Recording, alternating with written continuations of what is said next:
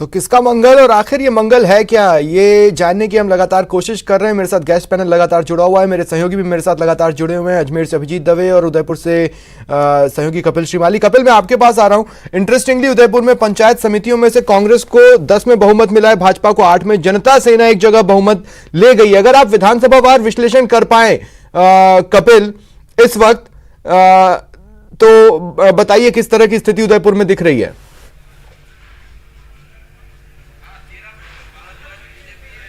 देखिए, अगर हम बात करें तो उदयपुर ग्रामीण जो इलाका है वहां पर कांग्रेस का बोर्ड बनता हुआ नजर आता है, क्योंकि गिरवा पंचायत समिति उदयपुर ग्रामीण इलाके में आती है, तो वहां पर कांग्रेस का बोर्ड है। दूसरी ओर मावली विधानसभा क्षेत्र की अगर बात करें तो मावली पंचायत समिति में इस समय कांग्रेस का बोर्ड बनने की पूरी संभावना है, क्योंकि कांग्रेस को बहुमत हासिल हो चुका है। और दूसरी सबसे महत्वपूर्ण बात, वहां से पूर्व विधायक पुष्कर डांगी चुनाव जीते हैं, जो कि कांग्रेस की ओर से प्रधान पद के सबसे प्रमुख दावेदार माने जा रहे हैं।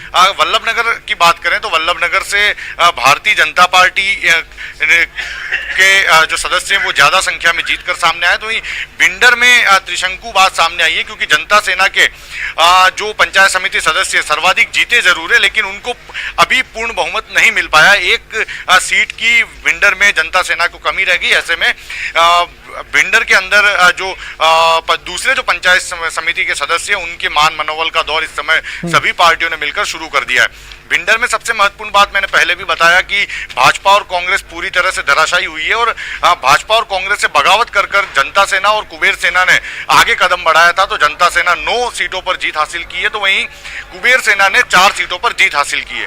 दूसरी ओर अगर खेरवाड़ा विधानसभा क्षेत्र की बात करें तो वहां पर भी कुछ इसी तरह की स्थिति है। खेरवाड़ा और ऋषभदेव पंचायत समितियों में भी मामला पूरी तरह से अधर झुलका है, वहां पर बहुमत नहीं मिला है। ऋषभदेव में भाजपा कांग्रेस को 7-7 सीटें मिली है, तो वहीं 7 अन्य निर्दलीय जीत हासिल कर चुके हैं। ठीक है। अच्छा, देखिए, पंचायत चुनावों में होता क्या है ना कि पर्सनल रिलेशनशिप्स भी सुर्खियां बननी चाहिए, लेकिन अजमेर से जो सुर्खियां बना वो नोटा बना। अभिजीत, आप नोटा को लेकर स्थिति बता रहे थे। वहां पर मतलब जो चुनाव मैक्सिमम पर्सनल रिलेशनशिप्स के लिए जाने जाते हैं, वहां पर नोटा मतलब हमें किसी की पर्सनल रिलेशनशिप नहीं चाहिए, वो हेडलाइंस बने। क्या स्थिति रही नोटा की बेसिकली अजमेर में?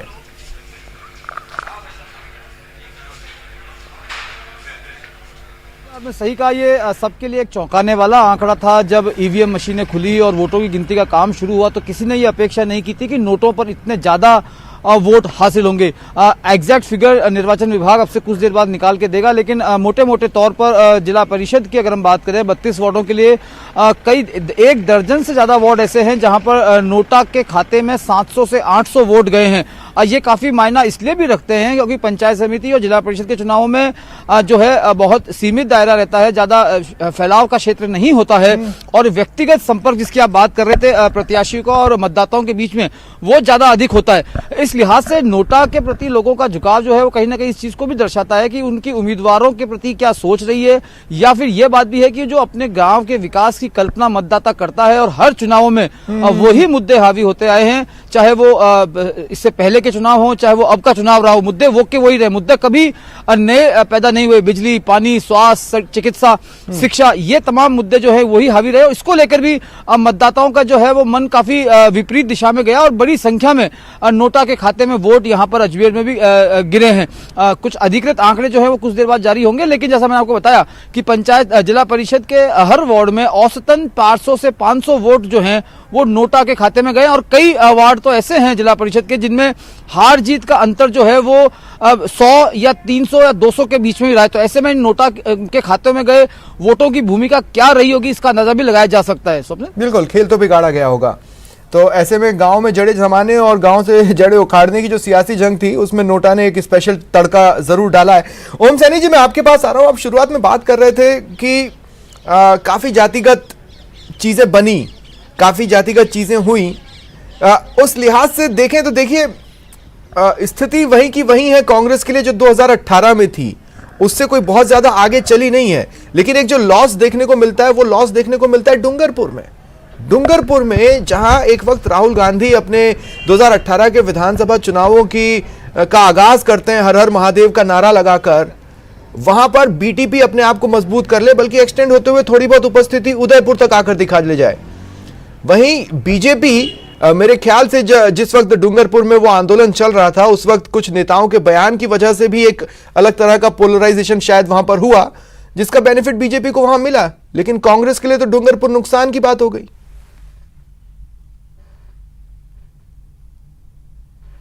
देखिए, कुल मिलाकर के जो मेवाड़ का ये जो बेल्ट है ट्राइबल्स वाला, इसके अंदर बड़ी चेतना है। ये इसको कोई पिछड़ा हुआ माने या ना समझ माने तो बहुत बड़ी गलती होगी कि आजादी के बाद से ही सफेद टोपी और लाल टोपी में बदले हुए नजर आए हैं। एक तरफ कांग्रेस के लोग थे, एक तरफ समाजवादी पार्टी। मामा बालेश्वर का बड़ा जबरदस्त प्रभाव रहा उस इलाके के अंदर, और साथ साथ में जो यंग पीढ़ी आई है वो बड़ी महत्वाकांक्षी है, वो इस तरीके से दोनों पार्टियों को नापती रही है। भारतीय जनता पार्टी को भी देखती रही है और कांग्रेस को भी देखती रही है। शासन में किसके कहां क्या ज्यादा मिला, ये उनके अपनी समझ का सिलसिला रहा है, और मेरा ख्याल कि वो असंतुष्ट हुए, उसके बाद में अपने आप को ट्राइबल पार्टी के रूप में स्थापित करने की चेष्टा कर रहे हैं। तो वो सीधे रूप से भारतीय जनता पार्टी पे प्रभाव हुआ, कांग्रेस पर भी हुआ। दूसरी तरफ ये हुआ कि जो भारतीय जनता पार्टी है, अगर राष्ट्रीय स्तर पर बहुसंख्यकवाद को लेकर के अपने लक्ष्य साधने की चेष्टा करती है, उसी तरीके से प्रांतीय स्तर पर उनका लक्ष्य है कि संप्रदायों को, जातियों को और नेताओं की सरबुटोर को कैसे इस्तेमाल किया जाए। इसमें भारतीय जनता पार्टी बड़ी प्रभावी नजर आ रही है, और मुझे लगता है कि ये लक्ष्य हासिल करने के लिए कांग्रेस बड़ी उस तरीके से मुझे कमजोर नजर आती है कि वो इन सब चीजों का समीकरण बिठाने में नहीं तो मुझे एक बात समझाइए, लेकिन अगर एकजुटता की स्थिति बीजेपी में होती तो ये नंबर्स और बेहतर होते। वहीं अगर कांग्रेस जो कि कार्यकारिणी और संगठन के स्तर पर अगर रिफॉर्म हो चुकी होती तो ये नंबर्स कांग्रेस के लिए डिफरेंट होते, आप ये कह रहे हैं? नहीं, मैं ये कह रहा हूं कि अभी जो लक्ष्य हासिल करने के तरीके बने हुए हैं, मैंने कहा कि भारतीय जनता पार्टी का बहुसंख्यकवाद राष्ट्रीय स्तर पर लक्ष्य हासिल करने का जरिया है। प्रांतीय स्तर पर जातियों का और संप्रदायों का समन्वय और अपने साथ लेने के साथ साथ में जो नेताओं की अंदर की सरफुटवल है, चाहे कांग्रेस की रही हो चाहे फिर वैसे बीजेपी में, ये समीकरण बनाने का जरिया बन रहा है दोनों पार्टियों के अंदर। तो उसमें मुझे लगता है कि ज्यादा सफल भारतीय जनता पार्टी रही है, कांग्रेस उस तरीके से सफल नहीं रही कि नाराजगियों को कैसे वो किया जाए। जैसे उदयपुर का केस ले लीजिए आप, ये जो दो सेनाएं बनी और जिनके अंदर जिन्होंने अपना प्रभाव दिखाना प्रारंभ किया है, ये इसलिए हुआ कि वो नाराज है, कांग्रेस पार्टी से भी वो नाराज है, बीजेपी से भी उनको संतुष्ट नहीं। और नोटा का जो प्रभाव देखने को मिल रहा है वो भी यही बात है कि जो किसी भी फुटबॉल में नहीं पढ़ना चाहते और अपनी नाराजगी प्रकट करना चाहते हैं, क्या हमारा दल हमारी नहीं सुन रहा है, चाहे वो बीजेपी हो चाहे कांग्रेस हो। तो ये संगठन के स्तर पर दोनों दलों को देखने की जरूरत है कि लोग नाराज क्यों हो रहे हैं, यूथ ज्यादा नोटा की तरफ झुका हुआ है कर रहे हैं। तो ये मेरे पास ऐसी कोई स्टडी नहीं है, मेरे पास ऐसा कोई क्लासिफिकेशन नहीं है, मैं ये नहीं कह सकता, लेकिन शायद यूथ ही है जो नोटा की तरफ ज्यादा झुका हुआ है, क्योंकि जो बुजुर्ग लोग हैं या थोड़े एजेड लोग हैं वो ऑलरेडी डेडिकेटेड वोटर्स हैं किसी न किसी के।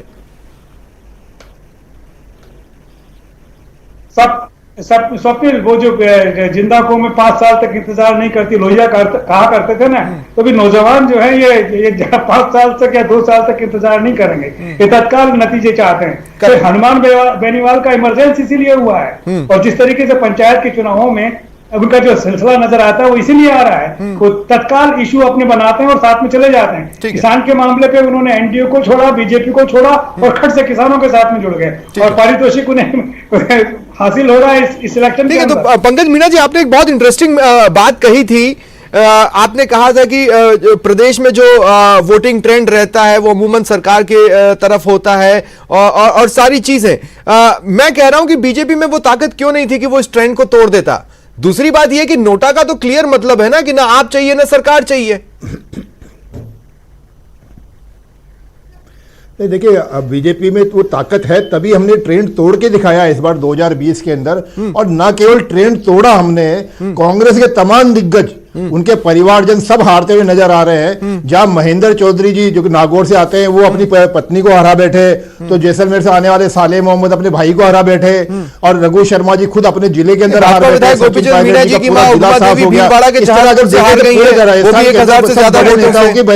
बड़ी हार हो रही है। नहीं, ऐसा तो नहीं है कि सिर्फ उन्हीं के दिग्गज आ रहे हैं, आपके भी आ रहे हैं।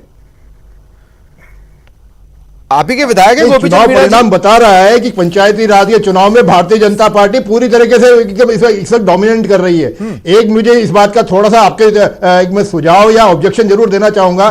पता नहीं न्यूज 18 भारतीय जनता पार्टी की तारीफ क्यों नहीं करना चाहता। जिला परिषद के जो परिणाम आप दिखा रहे लगातार इसके स्क्रीन के ऊपर, वो दोपहर 12 बजे के हैं। 12 बजे से लेकर 6 बजे तक रात दिन का फर्क आ गया। ठीक है। आप भारतीय जनता पार्टी के केवल 40 वार्ड दिखा रहे हैं। अब 40 पंकज वार्ड जी, तो केवल अजमेर और 2 जिलों के अंदर ही जीत चुके हैं।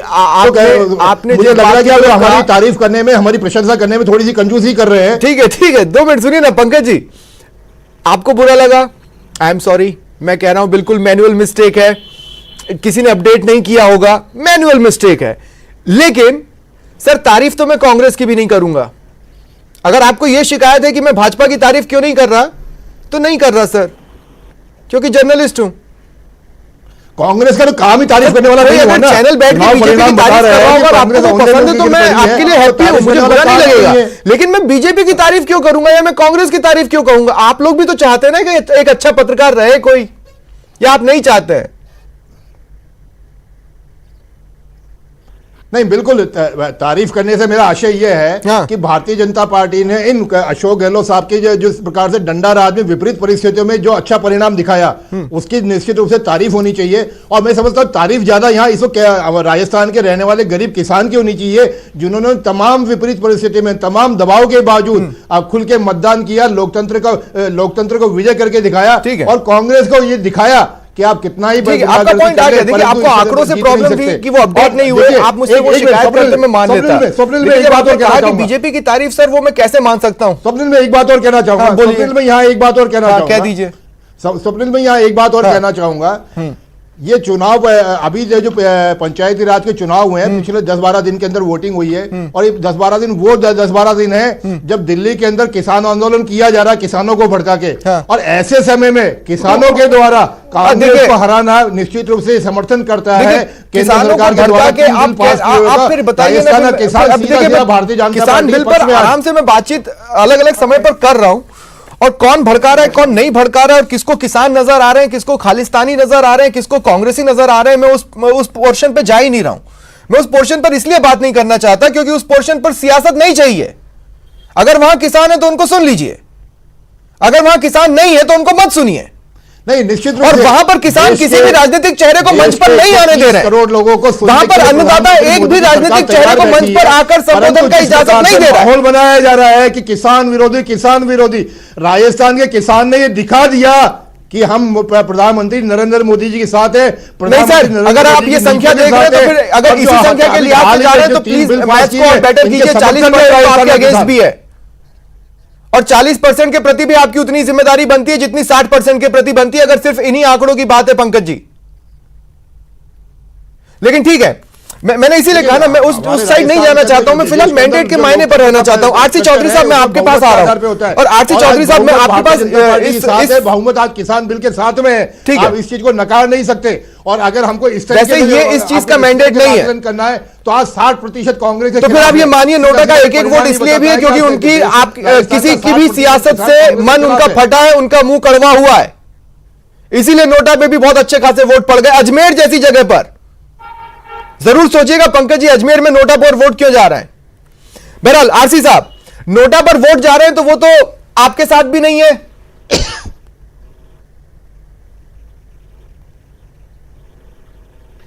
स्वप्निल जी, निश्चित रूप से इस देश की लोकतांत्रिक व्यवस्था के अंदर जो नोटा का प्रावधान किया गया और नोटा पे मतों का जाना, ये कहीं ना कहीं दर्शाता है कि हमारी लोकतांत्रिक व्यवस्था के अंदर लोकतांत्रिक व्यवस्थाओं से, राजनीति से, नेताओं से कहीं ना कहीं जनता का जो विश्वास है वो विमुक्त हो नहीं, रहा इसको है। दूसरे शब्दों में कहिए, इसलिए सरकार से और लंबे समय विपक्ष से। राजनीति के अंदर जो नेता होता है, मैं दोनों के लिए कह रहा हूं, खुद हाँ। के लिए भी कह रहा हूं और दूसरे दलों के लिए भी कह रहा हूं, लेकिन इसका एक हिस्सा आप भी है, एक इसका हिस्सा मीडिया भी है, एक इसका हिस्सा शीर्ष पे बैठे नेता भी हैं। जो नेता जो अपने वचन पे कायम नहीं रह सकता, जो नेता जनता को विश्वास नहीं दिला सकता, इसलिए राजनीति से उसका भाव है वो विमुक्त होता है। यहां पे तो आप भी जिम्मेदार हैं।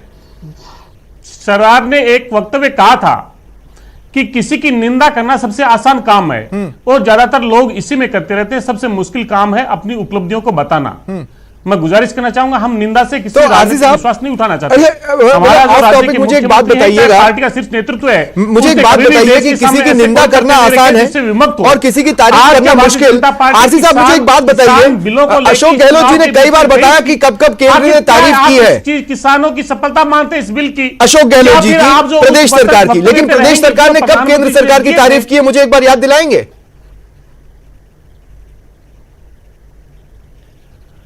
देखिए, प्रदेश की सरकार ने जब देश के प्रधानमंत्री कोरोना की लड़ाई के लिए जब उन्होंने कहा था, हमने कंधे से कंधा मिला के उसके साथ में हाथ बढ़ाया था। हमने कहा था कि देश के लोगों की शिक्षा आपका होनी कंधे से चाहिए। कंधा मिलाने का साथ कुछ अलग तरह का था आसिफ साहब। हमने उन बातें की और बात करके उन पे चीजें बढ़ी। आज जो संवाद है वो संवाद स्वस्थ होना चाहिए, हाँ। राजनीति के मुद्दों का होना चाहिए। पंचायत चुनाव पे चलो, ठीक अगर है। आप ये कहें कि ये किसान बिल के आधार पे भारतीय नहीं, ये जनता पार्टी का किसान बिल एक का mandate वक्तव्य था दिखा ही दे नहीं। कि हमने ये चुनाव वो किसान बिल के आधार पे लड़ा था, मैं इस दाइश को छोड़ के चला पंकज, जाऊंगा। देखिए, एक वक्तव्य देखिए, दिखा जब दीजिए। numbers पक्ष एक होते हैं वक्तव्य ना, के साथ में दावा करता हूं मैं। आरसी साहब एक बहुत बड़ी चुनौती सीख होती नंबर्स है। देते हैं। एक वक्तव्य दिखा दीजिए कि हमने जो किसान सीख बिल है ना वो लेके ये है कि और जब इस पे आप नंबर्स वोट अपना दीजिए। साथ देना तो हम उन नंबर्स को किसी भी रूप में दिखा सकते हैं। ये नंबर्स अगर आपके साथ होते हैं ना तो आप जिस रूप में चाहते हैं आप दिखा सकते थे, लेकिन बीजेपी के साथ है इसलिए बीजेपी जिस रूप में चाहेगी वो दिखा ले जाएगी। इस बात को जरूर सोचेगा आरसी साहब। लेकिन मेरे को कुछ अपडेट्स लेने हैं। मेरे सहयोगी कपिल श्रीमाली के पास कुछ कागज पहुंचे थे और वो तुरंत उसको पढ़ने भी लगे थे, इसलिए कपिल क्या अपडेट्स थे?